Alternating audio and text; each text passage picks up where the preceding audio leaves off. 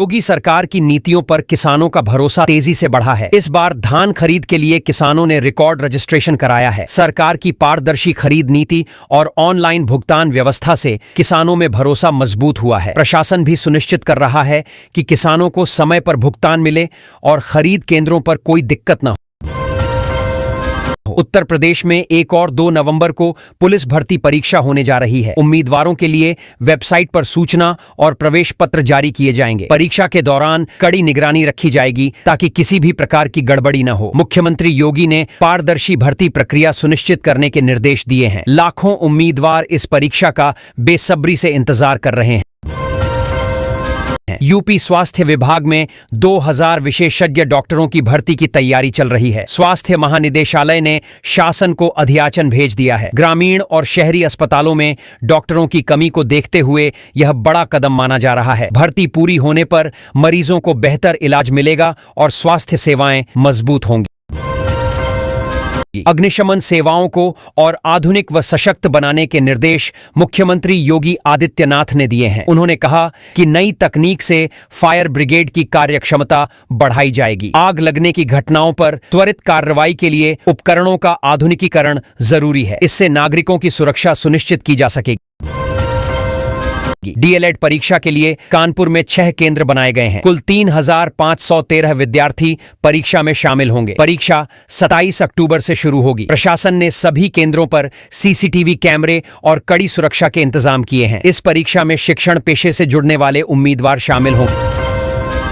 Mission कर्मयोगी प्रशिक्षण के तहत यूपी में अफसरों और कर्मचारियों की कार्यकुशलता बढ़ रही है। अब तक 4900 से अधिक अधिकारियों, कर्मचारियों और शिक्षकों ने पंजीकरण कराया है। इस प्रशिक्षण से शासन की कार्यप्रणाली में पारदर्शिता और दक्षता आई है।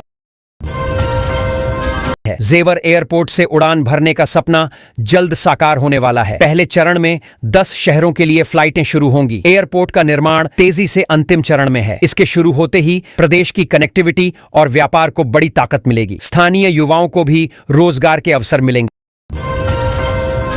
यूपी में पिछले 25 दिनों में 44,000 टन धान की खरीद हुई है। किसानों को अब तक 86 करोड़ 68 लाख रुपए का भुगतान किया गया है। सरकार खरीद प्रक्रिया पर लगातार नजर रख रही है। किसानों को बिना देरी के भुगतान सुनिश्चित किया जा रहा है ताकि उनकी आर्थिक स्थिति पर सकारात्मक असर पड़े। बच्चों के कफ सिरप कांड पर मुख्यमंत्री योगी आदित्यनाथ सख्त हो गए हैं। उन्होंने आदेश दिया है कि नकली दवाइयां बेचने वालों पर कड़ी कार्रवाई की जाए। दवा निरीक्षकों की भर्ती भी तेजी से पूरी की जाएगी। सरकार चाहती है कि जनता को सुरक्षित और गुणवत्तापूर्ण दवाइयां मिलें।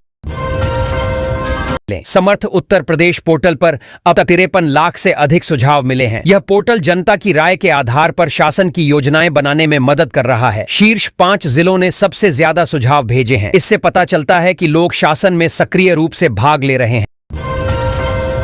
छठ महापर्व को लेकर मुख्यमंत्री योगी आदित्यनाथ ने कहा कि यह सिर्फ पूजा नहीं बल्कि हमारी सांस्कृतिक आत्मा का उत्सव है। उन्होंने प्रदेशवासियों को शुभकामनाएं दी और प्रशासन को सभी व्यवस्थाएं चाक चौबंद रखने के निर्देश दिए। घाटों की सफाई और सुरक्षा का विशेष ध्यान रखा जा रहा है। कानपुर की मोबिल ऑयल फैक्ट्री में रविवार को भीषण आग लग गई। आग इतनी तेज थी कि तेल के टैंकर धू धू कर जलने लगे। दमकल की कई गाड़ियां मौके पर पहुंची और घंटों की मशक्कत के बाद आग पर काबू पाया गया। हादसे में किसी जनहानि की खबर नहीं है।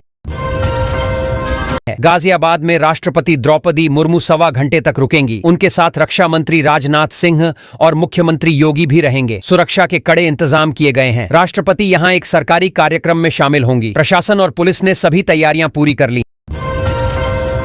प्रयागराज के एसआरएन मेडिकल कॉलेज में बजट की कमी से चिल्ड्रेन हॉस्पिटल का निर्माण कार्य ठप हो गया है। इससे बच्चों के इलाज में देरी होगी। अस्पताल प्रशासन ने शासन से अतिरिक्त फंड की मांग की है। परियोजना पूरी होने पर 200 बिस्तरों का आधुनिक बाल चिकित्सा केंद्र तैयार होगा। श्री आनंदपुर ट्रस्ट की 123 एकड़ जमीन से जुड़ा फर्जीवाड़ा सामने आया है। जिलाधिकारी ने जांच बैठाई है। जमीन के दस्तावेजों में गड़बड़ी और अवैध कब्जे की शिकायतें मिली हैं। जांच के बाद जिम्मेदारों पर कड़ी कार्रवाई की जाएगी। यह मामला अब प्रशासन की प्राथमिकता में है।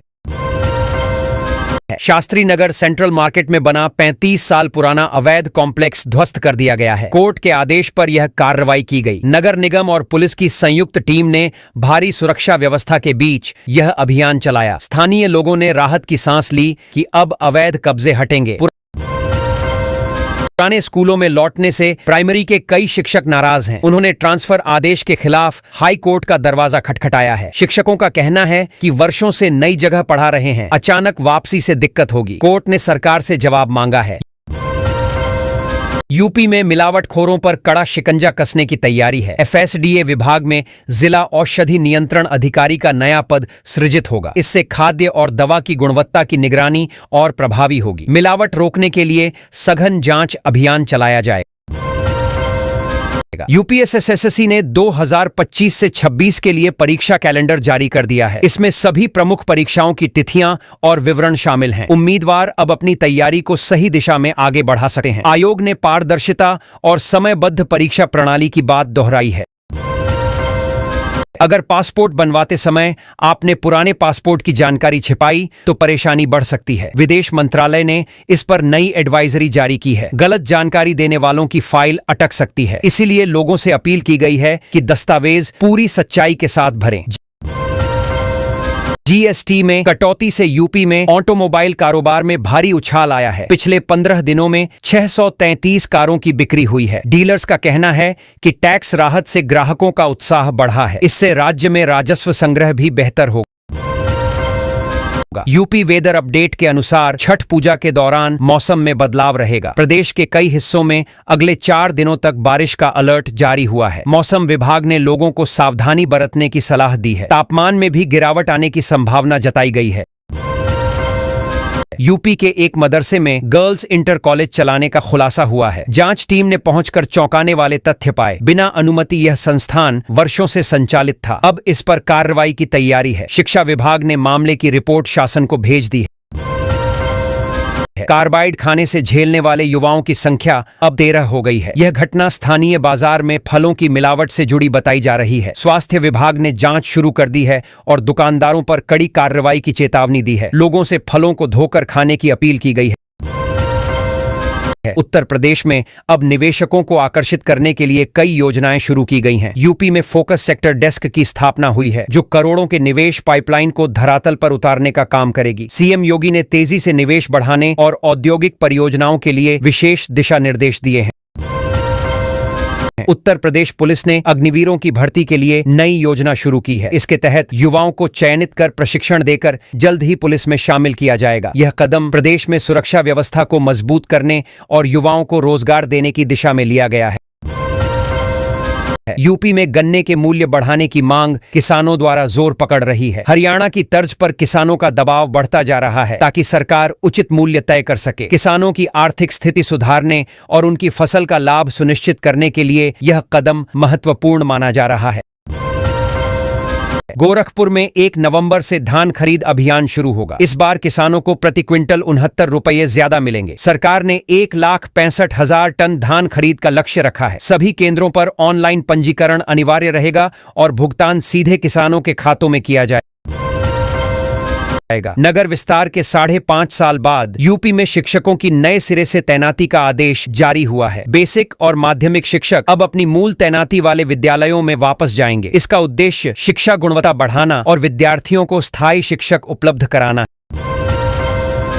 है। प्रयागराज में 3 पार्कों को मॉडल पार्क बनाने का निर्णय लिया गया है। बच्चों के लिए खेलकूद की व्यवस्था होगी और बुजुर्गों के लिए बैठने की सुविधाएं, साथ ही वहां शुद्ध हवा का प्रवाह सुनिश्चित किया जाएगा। यह कदम शहर के हर नागरिक के लिए स्वास्थ्य और मनोरंजन को ध्यान में रखकर लिया गया है। मीरठ के आशीर्वाद हॉस्पिटल के एक हिस्से को तोड़ने का काम शुरू किया गया है। इससे अस्पताल के संपर्क मार्ग को चौड़ा कर 15 मीटर बनाया जाएगा। यह बदलाव मरीजों और डॉक्टरों के लिए सुविधा बढ़ाएगा और आपातकालीन स्थितियों में त्वरित पहुंच सुनिश्चित करेगा। बांके बिहारी मंदिर के तोशखाने के खुलने पर उम्मीद के विपरीत स्थिति देखी गई। अब बैंक में रखे बॉक्स पर चर्चा होगी। यह निर्णय सुरक्षा और पारदर्शिता सुनिश्चित करने के लिए लिया गया है ताकि मंदिर के आस्थावानों के विश्वास को बनाए रखा जा सके। उत्तर प्रदेश में औद्योगिक अपशिष्ट जल से जैव ऊर्जा पैदा करने की नई तकनीक लागू की जाएगी। यह कदम पर्यावरण सुरक्षा के साथ साथ ऊर्जा उत्पादन में मदद करेगा। राज्य सरकार ने इसे उद्योगों में स्थायी ऊर्जा और प्रदूषण नियंत्रण के लिए महत्वपूर्ण बताया है। अयोध्या में रामलला दर्शन और आरती का समय बदल दिया गया है। राम मंदिर प्रशासन ने नया शेड्यूल जारी किया है। यह बदलाव श्रद्धालुओं की सुविधा और मंदिर प्रबंधन के संचालन को ध्यान में रखकर किया गया है। गाय के गोबर से जैविक खाद बनाने वाले किसान को पुरस्कार मिलने की संभावना है। राज्य सरकार ने कृषि नवाचार को प्रोत्साहित करने और किसानों को आर्थिक लाभ देने के लिए यह पहल की है। इससे जैविक खेती को बढ़ावा मिलेगा और किसानों की आमदनी में सुधार होगा। छठ महापर्व के मद्देनजर सीएम योगी ने श्रद्धालुओं की सुरक्षा के लिए विशेष इंतजाम करने का सख्त निर्देश दिया। सभी प्रशासनिक विभागों को सतर्क रहने और आपातकालीन सेवाओं को तैयार रखने के आदेश दिए गए हैं। पूर्व मुख्य सचिव मनोज सिंह को 10 करोड़ की नोटिस मामले में आयुक्त ने सफाई का मौका दिया। वसूली का आदेश रद्द कर दिया गया। यह निर्णय प्रशासनिक प्रक्रिया और न्यायिक आदेशों के अनुसार लिया गया। टिंकू ने बताया कि उसकी पत्नी ने 2 लोगों के साथ मिलकर उसे डीजल डालकर जलाया। यह मामला पुलिस के सामने दर्ज किया गया है और जांच जारी है। प्रयागराज में नए यमुना पुल से एक युवक और शास्त्री पुल से एक महिला गंगा में कूद गई। पुलिस ने तुरंत सर्च ऑपरेशन शुरू कर दिया है। घटनास्थल पर राहत और बचाव कार्य जारी है। सपा कार्यालय के व्हाट्सएप ग्रुप में अश्लील वीडियो वायरल हुआ। महिला कार्यकर्ता ने इसे साजिश बताया और शर्मिंदगी जाहिर की। प्रशासन और पार्टी दोनों ने मामले की जांच शुरू कर दी है। छठ पूजा की तैयारियां रेलवे कॉलोनी में तेजी से हो रही हैं। महिलाएं पारंपरिक गीत गाकर व्रत के लिए अनाज धोकर सुखा रही हैं। यह त्योहार क्षेत्र में सांस्कृतिक और धार्मिक उत्साह बढ़ा रहा है। जेईई मेन 2026 के लिए MNNIT प्रयागराज में बीटेक प्रवेश प्रक्रिया की जानकारी जारी की गई। छात्रों को आवेदन, चयन और प्रवेश के नियमों की जानकारी दी गई है। यह मार्गदर्शन उन्हें बेहतर तैयारी और सफल प्रवेश में मदद करेगा। प्रतापगढ़ में हिरासत में लिए गए युवक ने अपना गला रेता। उसकी हालत गंभीर है और थानाध्यक्ष को निलंबित कर दिया गया। पुलिस मामले की जांच में लगी है। पटाखों के बजाय अन्य कारणों से हवा की गुणवत्ता खराब हो रही है। विभाग के आंकड़े बताते हैं कि प्रदूषण के स्रोत मुख्य रूप से उद्योग और वाहनों से हैं। यह जानकारी नागरिकों को जागरूक करने के लिए साझा की गई है। सीएम योगी ने फायर सर्विस को अत्याधुनिक उपकरणों से लैस करने के निर्देश दिए। इसका उद्देश्य आपातकालीन स्थितियों में तेजी से और प्रभावी कार्रवाई सुनिश्चित करना है। वाराणसी के मिर्जा मुराद में तेज रफ्तार बाइक खड़ी ट्रक से टकरा गई। 2 युवकों की मौत हो गई। पुलिस ने दुर्घटना स्थल पर जांच शुरू कर दी है। अग्निशमन सेवाओं को अधिक सशक्त और आधुनिक बनाने के लिए मुख्यमंत्री योगी आदित्यनाथ ने कई दिशा निर्देश दिए। इससे राज्य में आपातकालीन स्थिति में त्वरित और प्रभावी बचाव संभव होगा। प्रयागराज में अरबों रुपए के भूखंड का वार्षिक किराया मात्र 50 से 500 रुपए रखा गया है। अग्निशमन सेवाओं को और आधुनिक व सशक्त बनाने के निर्देश मुख्यमंत्री योगी आदित्यनाथ ने दिए हैं। उन्होंने कहा कि नई तकनीक से फायर ब्रिगेड की कार्यक्षमता बढ़ाई जाएगी। आग लगने की घटनाओं पर त्वरित कार्रवाई के लिए उपकरणों का आधुनिकीकरण जरूरी है। इससे नागरिकों की सुरक्षा सुनिश्चित की जा सकेगी। डीएलएड परीक्षा के लिए कानपुर में 6 केंद्र बनाए गए हैं। कुल 3,513 विद्यार्थी परीक्षा में शामिल होंगे। परीक्षा 27 अक्टूबर से शुरू होगी। प्रशासन ने सभी केंद्रों पर सीसीटीवी कैमरे और कड़ी सुरक्षा के इंतजाम किए हैं। इस परीक्षा में शिक्षण पेशे से जुड़ने वाले उम्मीदवार शामिल होंगे। मिशन कर्मयोगी प्रशिक्षण के तहत यूपी में अफसरों और कर्मचारियों की कार्यकुशलता बढ़ रही है। अब तक 4,900 से अधिक अधिकारियों, कर्मचारियों और शिक्षकों ने पंजीकरण कराया है। इस प्रशिक्षण से शासन की कार्यप्रणाली में पारदर्शिता और दक्षता आई है। जेवर एयरपोर्ट से उड़ान भरने का सपना जल्द साकार होने वाला है। पहले चरण में 10 शहरों के लिए फ्लाइटें शुरू होंगी। एयरपोर्ट का निर्माण तेजी से अंतिम चरण में है। इसके शुरू होते ही प्रदेश की कनेक्टिविटी और व्यापार को बड़ी ताकत मिलेगी। स्थानीय युवाओं को भी रोजगार के अवसर मिलेंगे। यूपी में पिछले 25 दिनों में 44,000 टन धान की खरीद हुई है। किसानों को अब तक 86 करोड़ 68 लाख रुपए का भुगतान किया गया है। सरकार खरीद प्रक्रिया पर लगातार नजर रख रही है। किसानों को बिना देरी के भुगतान सुनिश्चित किया जा रहा है ताकि उनकी आर्थिक स्थिति पर सकारात्मक असर पड़े।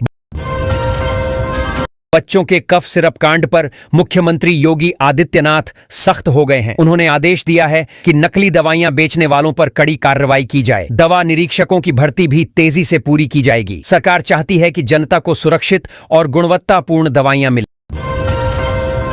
समर्थ उत्तर प्रदेश पोर्टल पर अब तक 53 लाख से अधिक सुझाव मिले हैं। यह पोर्टल जनता की राय के आधार पर शासन की योजनाएं बनाने में मदद कर रहा है। शीर्ष 5 जिलों ने सबसे ज्यादा सुझाव भेजे हैं। इससे पता चलता है कि लोग शासन में सक्रिय रूप से भाग ले रहे हैं।